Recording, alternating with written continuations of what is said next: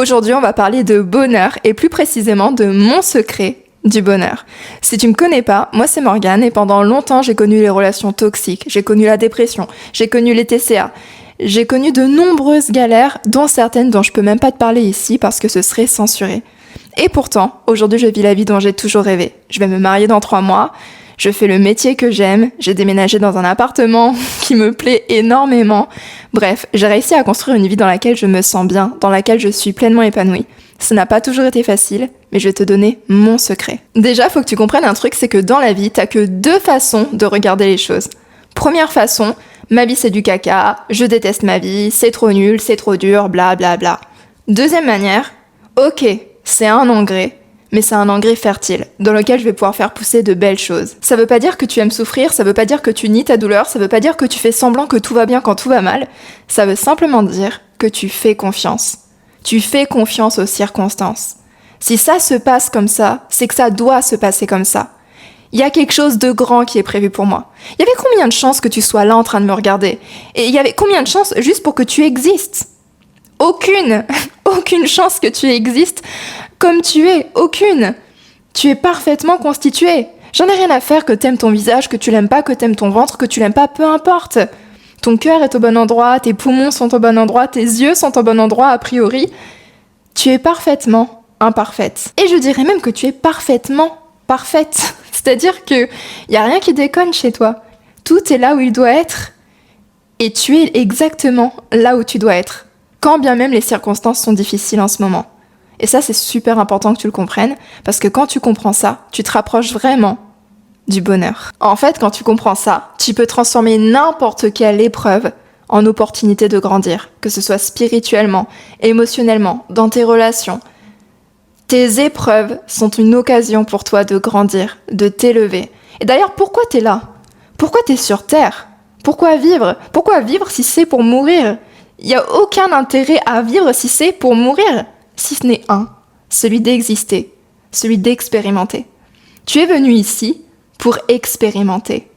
Donc expérimente et accepte que d'expérimenter, ce n'est pas que d'expérimenter de bonnes choses. C'est aussi expérimenter des choses qui sont douloureuses.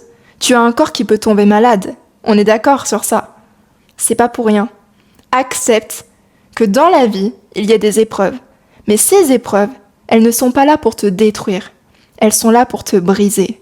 Et c'est différent. Retiens bien ça. Être brisé ne veut pas dire être détruit. Je le répète encore une fois. Être brisé ne veut pas dire être détruit. C'est super important de le comprendre. Parfois, Dieu la vie va permettre qu'on soit fissuré pour reconstruire quelque chose d'encore plus solide. Tu vois où je veux en venir? Parfois, on est attaché à notre zone de confort. Et pas parfois, tout le temps. On est attaché à notre zone de confort. Mais c'est cette zone de confort qui nous fait mourir, quand bien même elle est confortable. Pour grandir, tu vas devoir détruire certaines choses en toi. Tu vas devoir briser certaines choses en toi. Tu vas devoir expérimenter certaines choses. Tu vas devoir laisser certaines choses derrière toi. Tu vas devoir changer ton environnement. Tu sais, la vie que j'ai aujourd'hui, je l'ai pas eue en claquant des doigts. J'ai pas eu de baguette magique. J'ai dû passer par certaines expériences inconfortables. Et je suis tellement contente d'être passée par ces épreuves. Et je sais qu'il y en a encore plein qui m'attendent. Tu dois vraiment apprendre à te réjouir du chemin et pas seulement de l'arrivée. Essaie d'être créatif dans ta gratitude. Et je vais t'aider un peu. Je vais te donner un exemple, mon exemple. Il y a quelques temps, j'ai eu un lumbago. Mais pas un petit lumbago. Le lumbago qui te met à 4 pattes sur le lit et où tu peux plus rien faire, tu peux même plus aller aux toilettes. C'était horrible. J'en pouvais plus. J'avais mal, mais j'avais tellement mal. Mais tu vois, dans ce moment, j'ai quand même réussi à pratiquer la gratitude. Pour 2 choses. La première, mon fiancé est allé me chercher des ceintures chauffantes. Alors attends, si tu as un lumbago, je te le conseille fortement. Ça m'a changé la vie. Une ceinture qui chauffe et qui m'atténue ma douleur. J'étais tellement pleine de gratitude que ce truc existe. Et la deuxième chose, c'est que je pouvais manger. Et j'adore manger. Donc même si je devais manger, je ne te dirai pas dans quelle position, hein. On va pas te faire un dessin, mais je pouvais manger. Et rien que le fait de pouvoir manger, je réussissais à m'en réjouir.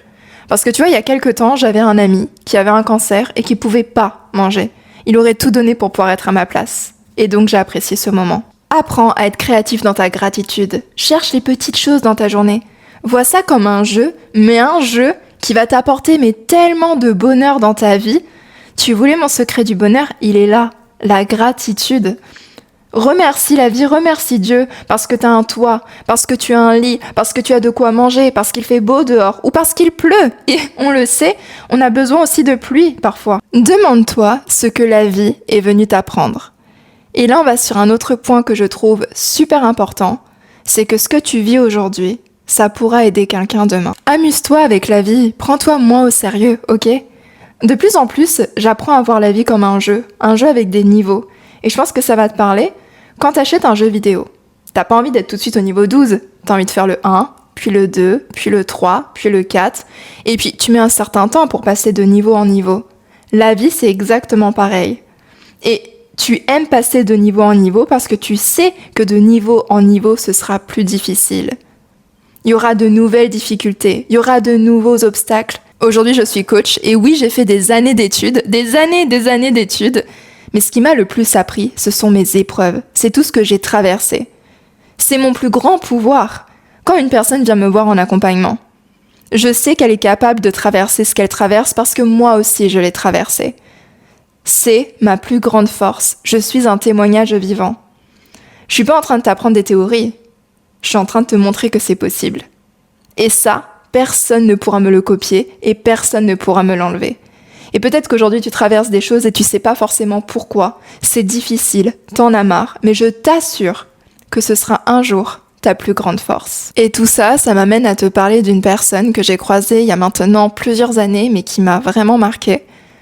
C'était une période où je faisais beaucoup de maraudes. Alors si tu sais pas ce que c'est une maraude, en gros j'allais dans la rue et je donnais de la nourriture aux sans-abri, je passais du temps avec eux.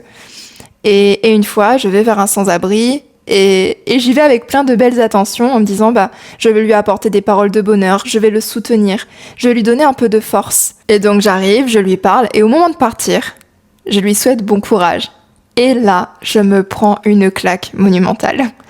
Il me regarde et il me dit « Mais j'ai pas besoin de courage, j'adore ma vie. » Je suis heureux. Ça m'a profondément marqué parce que cet homme, objectivement, avait toutes les raisons du monde de pas être heureux. En tout cas, si on part du principe que le bonheur est extérieur à nous. Ce que je ne crois pas. Je crois vraiment qu'il se trouve à l'intérieur. Et donc, quand cette personne m'a dit ça m'a fait me rappeler que on est nombreux à avoir un toit sur notre tête. On est nombreux à avoir de quoi manger. On est nombreux à avoir le chauffage. Mais on regarde toujours ce qui nous manque. On focalise notre regard, on focalise notre pensée sur ce qui nous manque. Et c'est ça qui nous rend malheureux. Si tu veux être heureux, si tu veux être heureuse, le point de départ, c'est d'être dans la gratitude. J'aurais tellement de choses à dire sur ce sujet. J'ai envie de te dire aussi que la mort et la vie sont au pouvoir de la langue, tout simplement parce que je crois vraiment que selon ce que tu proclames, tu crées des choses dans ta réalité. En te plaignant à longueur de journée, tu crées un environnement négatif, que ce soit au travail, dans ta famille, dans ton couple. Quand tu pratiques la gratitude, l'énergie change dans ta famille, dans ton couple, dans ton travail, et de meilleures choses viennent à toi. J'en suis persuadée. Tu sais quoi, on va commencer dès maintenant. Là, tout de suite, je veux que tu réfléchisses à 3 choses pour lesquelles tu peux être reconnaissant dans ta vie. 3 choses. C'est vraiment pas grand-chose, me dis pas que tu trouves rien, ok ? Et tu sais quoi ? Je vais te donner l'exemple. Merci. Merci à toi d'être là. Merci à toi d'avoir regardé ma vidéo jusqu'au bout. Je te souhaite une très très bonne journée. Je t'envoie plein d'amour. Je te laisse me mettre un petit commentaire si la vidéo t'a plu et on se retrouve dans une semaine pour une prochaine vidéo.